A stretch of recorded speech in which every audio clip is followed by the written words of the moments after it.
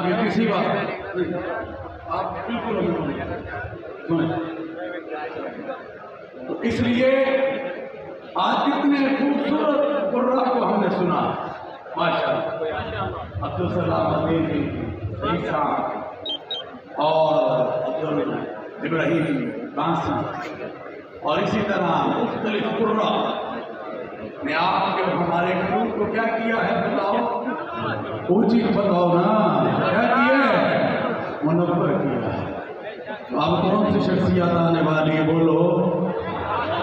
महमूद अशहाद, किसके लिए यहाँ आए हो?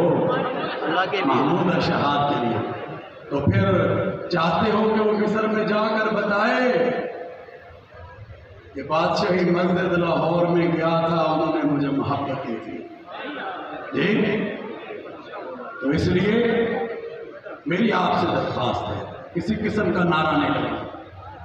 मैं जो बात बोलूँगा आप उसका जवाब दें इंशाअल्लाह। और खड़े हो जाए उस वक्त, अभी नहीं, खड़े हो जाए मगर नज़्म ज़ब्त का ख्याल, ताकि शेख जाकर बताएं